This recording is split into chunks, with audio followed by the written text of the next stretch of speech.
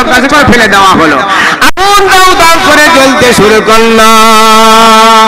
ইব্রাহিম আলাইহিস সালামকে যখন আগুনের মধ্যে ফেলে দেওয়া হলো, সংক্ষিপ্ত ভাবে বলছি, আল্লাহ তাআলা কোরআন পাকের মধ্যে জানিয়ে দিলেন, ইয়া নারু কুনি বারদাও ওয়া সালামান আলা ইব্রাহিম। হে আগুন সাবধান, আমার ইব্রাহিম নবীর জন্য তুমি শীতল হয়ে যাও। আমার ইব্রাহিম নবীর একটা পশম পর্যন্ত না যেন পড়ে। কুনি বাদ দাও। তো জার্জিস আলাইহিস সালামকে মনে আছে তো, ওয়াজ মনে আছে, সেইয়ের মধ্যে পাইতার মধ্যে ঢুকিয়ে দেওয়া হলো। আল্লাহ হুকুম করলেন, খবরদার আমার নবী জার্জিসে একটা পশম না যেন পড়ে। পারের মুসলমান ভাইজানেরা, আমার জার্জিস নবীর একটা পশম না যেন পড়ে। তো কিছুক্ষণ পরে আল্লাহ তাআলা বলছেন, যাও আমার জার্জিস নবী, তুমি আবার যাও, আমি তোমাকে আগের চেয়ে আরো সুন্দর করে তোমার সুরাত বানাবো, তোমার আগের করে আরো সুন্দর করে তোমার তৈরি করব।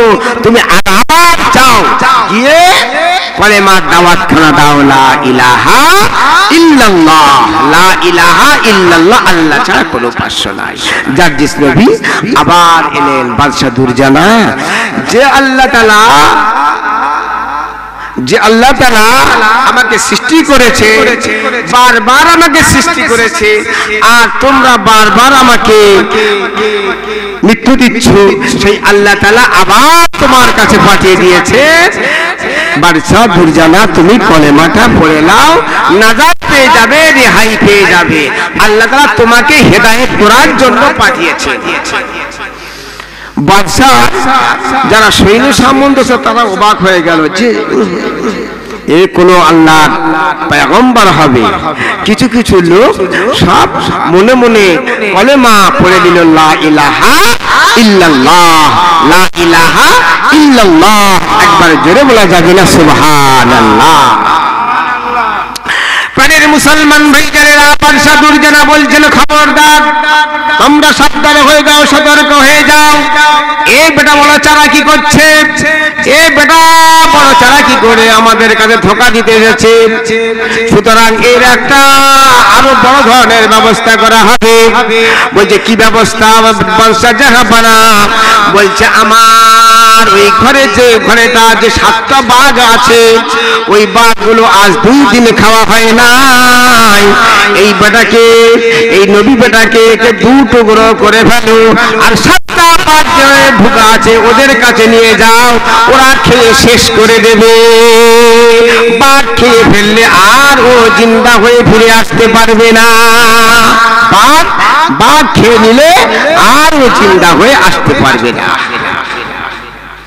প্রাণের মুসলমান ভাইজানেরা, বাদশার হুকুমেতে জার্জিস নবীকে 2 টুকরো করে ফেলা হলো। বাদশার কাছে দিয়ে, বাঘের কাছে দিয়ে আসা হলো। আল্লাহ তাআলা বাঘকে ইলহাম করে বলে দিলেন, ও আমার বাঘ, তোমাদের কাছে আমার একটা বড় আমানত রাখা হলো। খবরদার, তোমরা ওকে খাবে না, বরং তোমরা ওকে সম্মান করবে, ইজ্জত দেবে, তাজিম করবে। কাকে দিল? আল্লাহ হুকুম বাঘকে, বনের জন্তু তো গো, বাঘ হিংস্র জন্তু, হুকুম দিল, আমার আমানতের খেয়ানত তুমি করবে না, যদি করো জাহান্নামের আগুনের জ্বালানি তোমাদেরকে বানাবো। ওয়ালাকাদ জারানা লিজাহান্নামা কাসীরাম মিনাল জিন্নি ওয়াল ইনসি লাহুম কুলুবুন লা ইয়াফকাহুনা বিহা ওয়া লাহুম আয়ুনুন লা ইবসিরুনা বিহা ওয়া লাহুম আযানুন লা ইয়াসমাউনা বিহা উলাইকা কাল আনআম বাল হুম আদাল উলাইকা হুমুল গাফিলুন। আল্লাহ তাআলা শুধু বাঘকে বলেননি, আল্লাহ তাআলা মানুষ জাতিকে বলেছেন, ও মানুষ জাতি, আমি আল্লাহ তোমাদের দুটো সম্প্রদায়কে পাঠালাম, জাতিকে পাঠালাম। একটা হলো মানুষ জাতি আর একটা হলো জিন জাতি। এই দুটো জাতিকে পাঠালাম আমার ইবাদত বন্দি করার জন্য। কিন্তু আল্লাহ ঘোষণা করলেন, খবরদার ওয়ালাকাদ জারানালে জাহান্নামা, আমি কিছু সংখ্যক মানব জাতি আর জিন জাতিকে জাহান্নামের আগুনের কাষ্ঠ বানাবো। কাসীরাম মিনাল জিন্নি ওয়াল ইনস। কেন? লাহুম কুলুবুন লা ইয়াফকাহুনা বিহা, ওদের অন্তর থাকতে ওরা চিন্তা ভাবনা করে না। অন্তর আছে, ভাবে না। এই জলসা হচ্ছে, ওরা ভাবে না। জলসা হচ্ছে, ওরা চিন্তা ভাবনা করে জলসার মজুরি গেলে তবে সওয়াব আছে। এত টাকা খরচ করলাম, তার ফায়দা তো দিতে হবে। দান করেছেন যখন, ফায়দা পাবেন, তবে আসতে হবে মজলিসে। লাহুম কুলুবুন লা ইয়াফকাহুনা বিহা ওয়া লাহুম আয়ুনুন লা ইবসিরুনা বিহা। আমার ওরা যেন চোখে যেন দেখে যেন দেখতে পায় না, ওরা চোখে দেখে যেন দেখতে পায় না। আর এই আযাল্লুল্লাহ ইয়াসমাউনা বিহা, ওরা কানে যেন শুনে যেন শুনতে পায় না। মাইকের আওয়াজ অনেক দূর চলে যাচ্ছে, কিন্তু শুনে যেন শুনতে পাচ্ছে না। ওরা হলো চতুষ্পদ জানোয়ারের চেয়ে আরো খারাপ গো। বালহুম আদাল উলাইকা হুমুল গাফিলুন, হলো গাফিল। আর ওদের জন্য শাস্তি আমি আল্লাহ তাআলা আলাহুম আযাবুল আলীম করে রেখেছি। তো আল্লাহ তাআলা বাঘকে হুকুম করলেন, বাঘ সাবধান হয়ে যাও, আমার কাছে তোমাদের কাছে আমার একটা আমানত রাখা হলো, খবরদার তোমরা খাবে না। বাঘ আর খেতে পারে? বাঘ আর খেতে পারে? বাঘ কথা শুনেছে। বাঘ জারজিস নবীকে গালে করে নিয়ে পিঠেতে সারিবদ্ধ হয়ে কাতারে কাতারে দাঁড়িয়ে রয়েছে। একদিন হয়ে গেল, দুদিন হয়ে গেল, 3 দিন হয়ে গেল। যাবার পরে আল্লাহ তাআলা আবার জারজিস নবীকে জিন্দা করলেন। কুন ফায়াকুন, কুন ফায়াকুন। জারজিস নবী, আমার নবী জারজিস, তুমি জিন্দা হয়ে যাও, আমার হিদায়াতের জন্য তুমি বাদশা দুরজানার কাছে চলে যাও। এবারে গেল বাদশা দুরজানার কাছে চলে গেল।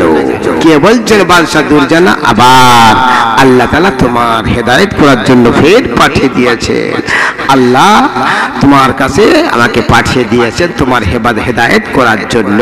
আমার পাড়ের মুসলমান ভাইজানেরা অবাক হয়ে গেল।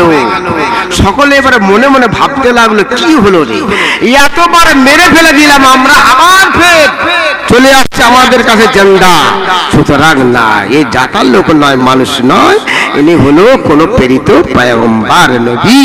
তো কেউ কেউ মনে মনে পড়তে লাগলো, ঈমান আসতে লাগলো।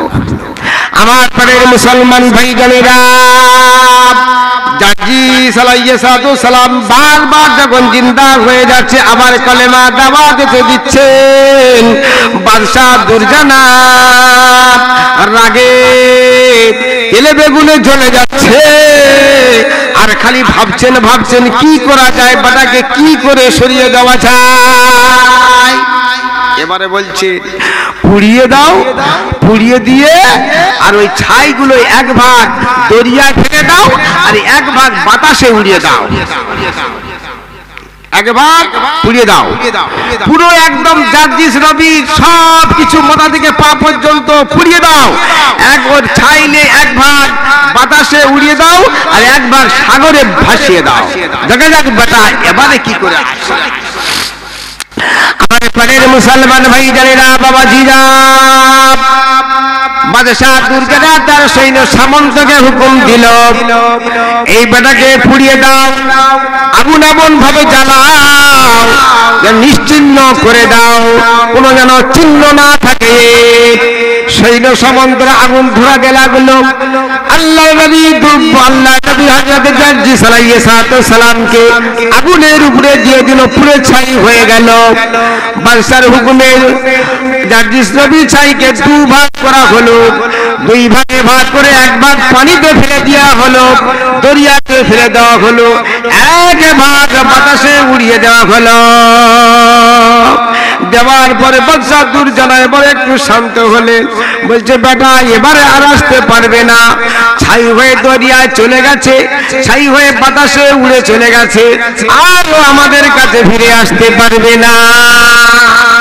আমার আল্লাহ তাআলা হুকুম দিলেন, আয় আমার দরিয়া, আয় আমার দরিয়া ঢেউ, আমার নবীর ছাইগুলোকে কিনারায় তুলে দাও। আল্লাহ তাআলা বাতাসকে আদেশ দিলেন, আয় আমার বাতাস হাওয়া রে, আমার নবী জার্জিসের ছাইগুলো পাশগুলোকে আমার কাছে ফেরত দিয়ে দাও। 2 দিন হয়ে গেল, 3 দিন হয়ে গেল, বাদশা দুর্জনা মূর্তি পূজায় আত্মহারা হয়ে গেল। সৈন্য সামন্তকে বলতে লাগলো, এবারে সে তোমরা সেজদা করো, আর ও বেটা ফিরে আসতে পারবে না, আর ফিরে আসতে পারবে না। আল্লাহ তাআলা যখন দরিয়াকে হুকুম দিল, দরিয়ার ছাইগুলোকে, জার্জিস নবীর ছাইগুলোকে, পাঁশগুলোকে ফেরত দিল। হাওয়াকে হুকুম দিল, হাওয়া আবার ফেরত দিল। দেওয়ার পরে আল্লাহ বলছেন কুন ফায়াকুন, আবার জার্জিস নবী তুমি আগের আদালতে আবার তৈরি হয়ে যাও। আজ আল্লাহ তাআলা নবী জার্জিসকে আবার আগের সূরাতে তৈরি করে দিলেন। জোরে বলুন সুবহানাল্লাহ। আমার পরের মুসলমান ভাই জানেরা, আল্লাহ হুকুম দিলেন, জার্জিস নবী আবার তুমি আল্লাহ, আমি তোমার আল্লাহ, আমি তোমার রব, আমি তোমার সব, যাও আবার ওই বাদশা দুর্জনের কাছে কলেমার দাওয়াতটা দাও, লা ইলাহা ইল্লাল্লাহ, লা ইলাহা ইল্লাল্লাহ। এই সেই আদম নবী থেকে নিয়ে আর নবী মুহাম্মদ মুস্তাফা সাল্লাল্লাহু আলাইহি ওয়াসাল্লাম পর্যন্ত ওই একই, তাই না? লা ইলাহা ইল্লাল্লাহ আদম সফিহুল্লাহ, লা ইলাহা ইল্লাল্লাহ নূহ নবিউল্লাহ, লা ইলাহা ইল্লাল্লাহ ইব্রাহিম খলিলুল্লাহ, লা ইলাহা ইল্লাল্লাহ দাউদ খলিফাতুল্লাহ, লা ইলাহা ইল্লাল্লাহ ইসমাঈল জবিহুল, সব লা ইলাহা, আল্লাহ ছাড়া কোনো ইবাদত নাই। আছে কি? নাই। এইটাই খালি বলো। তো জার্জিস আলাইহিস সালাম আবার বাদশা দুর্জনার কাছে আবার দাঁড়িয়ে গেলেন। অবাক হয়ে গেল, সকলে বলা বলি করছে যে আমরা ঈমান আনিয়ে আনলাম, ঈমান আনয়ন করি আসো। বাদশাকে সাইডে অনেকে থাকে, তো বলছে আল্লাহ কোন প্রেরিত পয়গম্বর হবে, আমরা ঈমান আনিয়ে আসো। বাদশা বলছে, এই দাঁড়া, এ বেটা আমাদের ধোঁকা দিতে এসেছে, আমাদের কাছে চালাকি করতে এসেছে, এ বেটা বড় জাদুকর, বড় জাদুকর, এ আমাদের এবার জাদুকরদের ডাকতে হবে, এবার বড় জাদুকর।